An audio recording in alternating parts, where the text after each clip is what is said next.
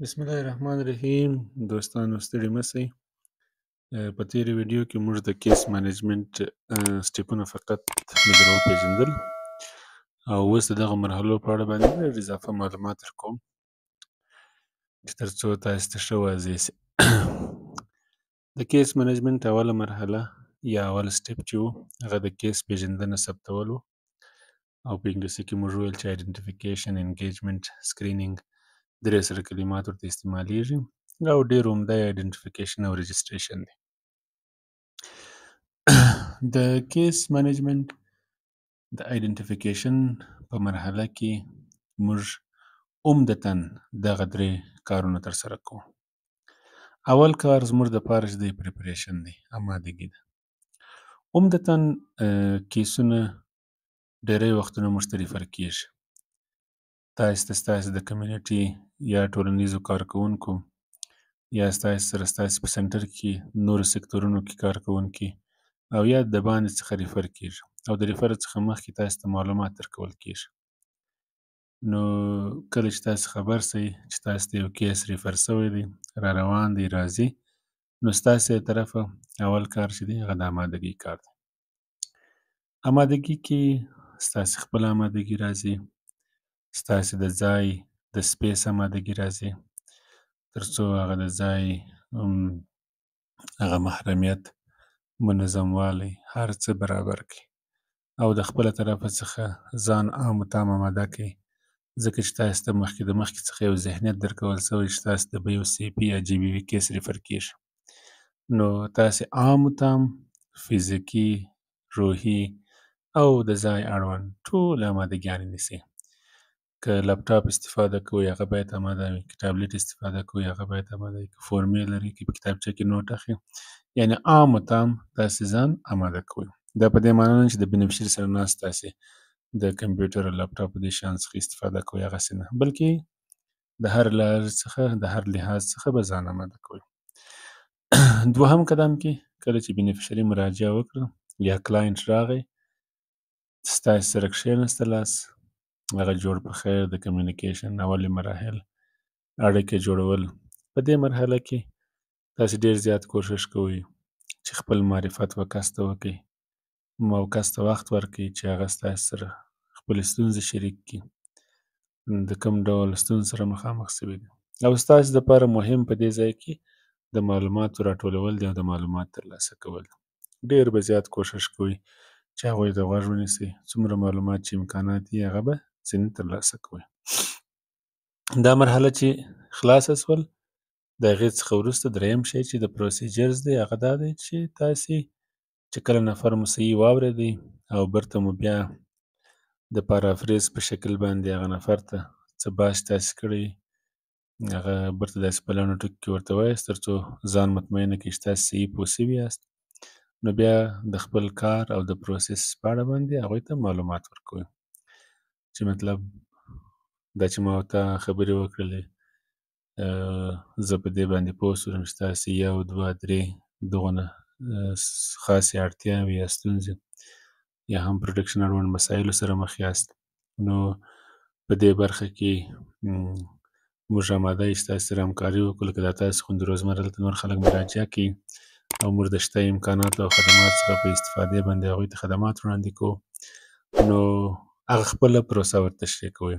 مثلا موږ دلته د رضایت په اړه باندې ورته وایاست. دوم دا چې زموږ بعضې خدمات د لیست ده، بعضې خدمات د باندې دي، او بل دا چې ستاسې دغو ستونزو ته موږ مثلا ستاسو څخه دا توقع لرو چې څو ورځې دلته مراجعه وکړي، راسئ او هره ورځ زما او ستا ترمنځ به همکاري به وي، همغږي به وي، تماس به سره نیسو، معلومات به سره شریکوو او کوم خدمات چې اماده کېږي هغه به تاته وړاندې کېږي، کومې سپارښتنې چې تاته کېږي هغه به ته عملي کوې، یعنې د ټولو پروسس په اړه باندې معلومات ورکوي. آیډنټیفیکیشن او رجسټریشن دا رقم ترسره کېږي. اسسمنټ دوهم سټیپ دی چې موږ ارزونه کوو.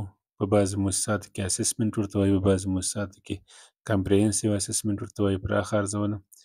دا نو هغه مرحله ده چې موږ کوښښ کوو چې د کس سره چې موږ ناست یو د هغه اولیني مجلس څخه راوروسته موږ کوښښ کوو چې د هر شي په اړه باندې معلومات راټول کړو او ارزونه وکړو. ټول هغه معلومات چې زموږ په کار او د دوی چې کومې ستونزې د هغوی په حل کولو کې چې زموږ سره کومک کوي د هغه اړوند شي. موږ کوښښ کوو چې د دوی په اړه باندې څومره معلومات چې امکانات لري هغه راټول کړو او اکثره دا معلوماتونه د ارګانونو په فورمو کې شته. هلته د هرې په فورم کې مختلفې برخې شته، په هره برخه کې مختلف معلومات راټولیږي. او بل شی دا دی چې په دې اسسمنټ په مرحله کې موږ کوښښ کوو چې دوی د ټولو اړتیاو پیژندنه او ارزونه ترسره کړو.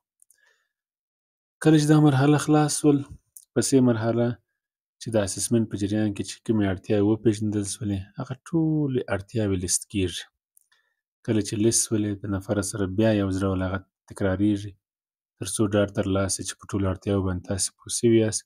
نو د هغه دپاره پلان جوړېږي او پلان د اسسمنټ پر اساس باندې جوړېږي، ځکه چې اسسمنټ ستا سره کومک کوي چې ته په اړتیاوو باندې پوه شې او نو د هغو اړتیاوو پر اساس باندې ته پلان جوړوې او په پلان کې به ته کوښښ کوې چې اول دا چې څه باید وشي، کم کارونه باید ترسره شي او څوک یې باید ترسره کړي او کله باید ترسره شي. دا زموږ اکشن پلان او پلان دواړه دغه شکل دي چې هلته موږ وټې چې دي اړتیاوې دي، کمې اړتیاوې په نښه شوي دي، کمې یې عاجلې دي، کمې کېدای شي کرا کمې کېدای شي وروسته رسیدګي ورته وشي، څوک به یې کوي او کله به یې کوي. کله چې دا مرحله د اکشن پلان ترتیب شو، په اکشن پلان کې هغه ټول سرویسونه یا خدمات د اړتیاو مطابق رسول کېږي. نو د هغه څخه وروسته بیا د اکشن پلان تطبیق دی. د اکشن پلان په تطبیق کې موږ د کلاینټ سره کار کوو او دا یو ګډه پروسه ده، دا د همکارۍ او همغږۍ پروسه ده، دا زموږ او دوی ترمنځ یو مسلکي اړیکه ده. نو موږ کرا د دوی سره کار کوو. بعضې خدمات چې مستقیم ورته وړاندې کېږي هغه کېدلی شي د کیس ورکر په واسطه باندې د معلوماتو شریکول، د عامه پوهاوي ورکول، د بعضو لارښوونو وړاندې کول او هغه خدمات چې د کیس ورکر په اختیار کې دي او یا د کیس ورکر د سوپروایزر په اختیار کې دي هغه هلته دستي ورته وړاندې کېږي. او بعضې خدمات چې کله په ورکان کې په داخل کې نه وي د سرویسز ماپینګ او ریفرل پاتوې په مرسته باندې او د دفتر د ریفرل فوکل پوینټ په همکارۍ باندې هغه بینیفیشري یا کلاینټ استول کېږي د باندې تر څو خدمات ترلاسه کړي. کله چې اکشن پلان تطبیق شو نو موږ بیا د کیس فالو اپ کوو. فالو اپ د هر اکشن د ترسره کېدو وروسته هم کېږي، په آخر کې جمعنه هم کېږي. په فالو اپ کې موږ ګورو چې آیا د دې اړتیاوې رفع شوي دي، کومې اړتیاوې ستونزې چې موجودې وي آیا هغه حل شوي دي، د دوی ستونزو ته رسیدګي شوې ده او په ګډه باندې د کیس پلان باندې یو نظر اچوو چې آیا کوم پلان چې موږ جوړ کړی و هغه مؤثر و، صحیح تطبیق شو نه و، هغه کوم اهداف چې موږ درلود هغه مو ترلاسه کړل، کوم پلان چې موږ جوړ کړی و هغه مربوط و که نه و، او که کومو تغیرات ته اړتیا وه یا په پلان کې د نوي اکشن پلان ته اړتیا وه بیا موږ کېدای شي چې بیرته ولاړ شو او اکشن پلان ریویو کړو او تغیرات پکښې راولو. کله چې دا مرحله خلاص شول نو بیا موږ کیس کلوزوو. کیس هغه وخت کلوزیږي چې زموږ او د کلاینټ هغه مسلکي اړیکه پای ته رسېږي، د دوی اړتیاوې رفع شولې، خدمات ورته وړاندې شوله او کومې اړتیاوې چې موجودې وې دوی په مستقیم او د ریفرل له لارې خدمات ترلاسه کړل او نور اړتیا نشته. او د کیس د کلوزولو دپاره د بینیفیشري رضایت اخیستل حتمي دي، د هغه سره خبرې کېږي، د هغې څخه وروسته د هغوی فیډبک اخیستل کېږي او د فیډبک څخه وروسته د سوپروایزر سره په همغږۍ باندې کیس کلوزیږي. د کیس د کلوزولو لپاره شرایط په بل ویډیو کې تشریح کوم او په دې پروسه کې د کیس منیجمنت د سوپروایزر پر نقش باندې هم انشاءالله خبرې کوو. ډېره زیاته مننه، ښې چارې.